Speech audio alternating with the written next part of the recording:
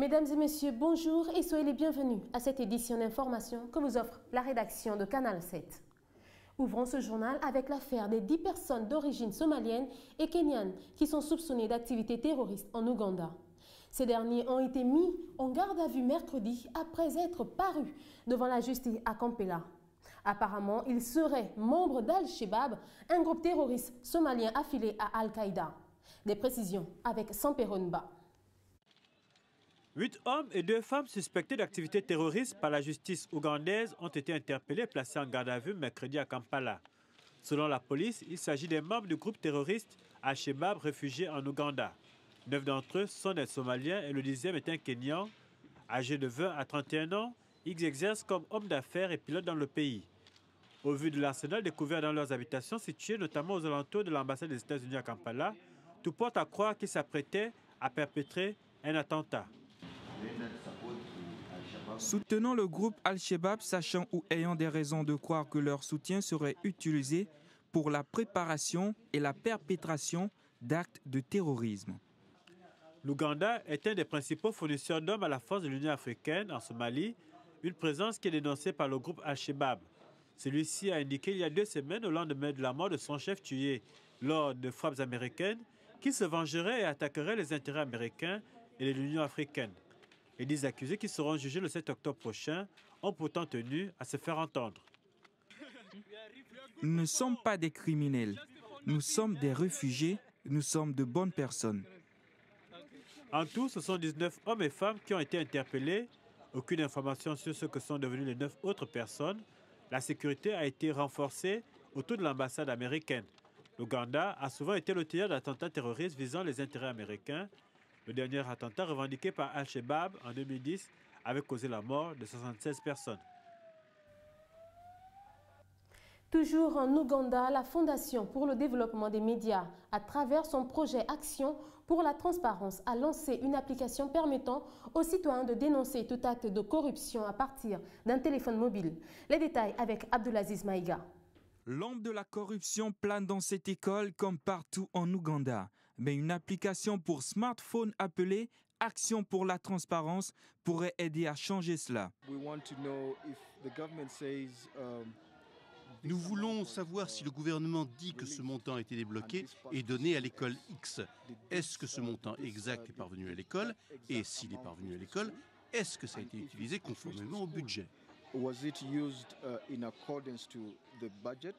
Dénoncer la corruption n'est pas encore un automatisme chez les Ougandais comme partout en Afrique. Avec cette application, le processus est simplifié. En cliquant sur Alerter, l'information est transmise aux autorités concernées tout en gardant l'anonymat. Nous développons des instruments et nous travaillons avec un réseau de communautés pour fournir des données sur les allocations des budgets aux écoles et aux centres de santé. Et plus tard, on espère d'autres secteurs. On offre avec notre application et site internet une plateforme pour que les gens dénoncent sans peur. Que ce soit pour payer ou pour surveiller le trafic routier, l'usage du téléphone portable est très développé en Afrique.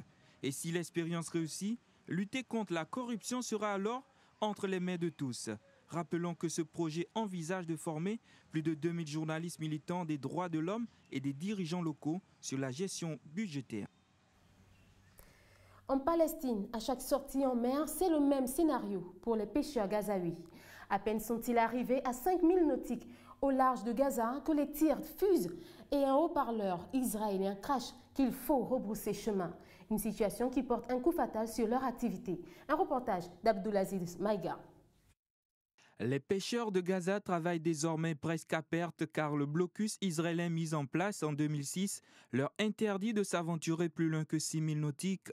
Or, la plupart des poissons se trouvent au-delà de cette limite. La majorité des pêcheurs a décidé de travailler ailleurs et de quitter la mer parce qu'elle n'est plus rentable et ne nous permet plus de nourrir nos enfants. On se débrouille à peine. Cet été, des dizaines de bateaux de pêche ont été détruits par des frappes israéliennes et les pêcheurs ont dû attendre la trêve de la guerre annoncée le 26 août dernier pour relancer à nouveau leurs filets. En attendant la reprise des négociations sur les conditions de la trêve entre Palestiniens et Israéliens, les pêcheurs espèrent la construction d'un port et l'agrandissement de la zone de pêche autorisée. Le futur des pêcheurs est entre les mains des négociateurs au Caire. Nous demandons sérieusement qu'ils nous mettent en tête de leurs priorités. Nous sommes fatigués, ça fait 10 ans qu'on vit sous le blocus. Les accords d'Oslo de 1993 prévoyaient une zone de pêche de 20 000 nautiques, une zone petit à petit réduite et qui étouffe les pêcheurs de Gaza. Aujourd'hui, 84% d'entre eux ne survivent que grâce aux aides de l'ONU. En France, 500 à 600 personnes, c'est le nombre de salariés d'Air France qui s'est rassemblé ce mercredi devant le siège de la compagnie aérienne à l'aéroport de Roissy-Charles de Gaulle. Objectif, exprimer leur opposition à la grève des pilotes qui perdure depuis 10 jours. Suivant le commentaire de Dina Koussou. Après 10 jours de grève, plus de 500 salariés d'Air France se sont rassemblés ce mercredi devant le siège de la compagnie aérienne à l'aéroport de Roissy-Charles de Gaulle pour manifester leur mécontentement à la grève des pilotes. Pour certains employés, cette situation n'a que trop duré. Le fait de continuer à travailler malgré l'appel à la grève me semble être la meilleure façon de montrer que des pilotes sont favorables à la croissance de l'entreprise.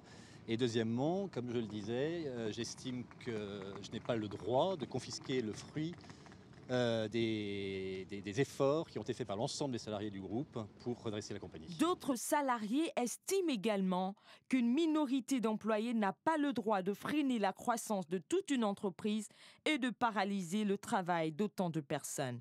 Les efforts ont été faits et aujourd'hui ils sont en train d'être gâchés par une minorité de personnel. Combien pèse-t-il? 5% au niveau de cette entreprise et ils bloquent tout. C'est scandaleux. Précisons que cette grève des syndicats de pilotes d'Air France, qui cloue au sol plus de la moitié des avions depuis le 15 septembre, vient d'égaler ce mercredi le record du plus long conflit mené par les pilotes de cette compagnie aérienne. Parlons de religion à présent. Durant tout le mois de septembre, le Renouveau charismatique catholique du Gabon va prêcher dans tout le pays pour contrer le succès grandissant des évangélistes protestants et aussi récupérer les brebis égarées. Un événement qui a débuté depuis le mardi 23 septembre. Roland Jacou.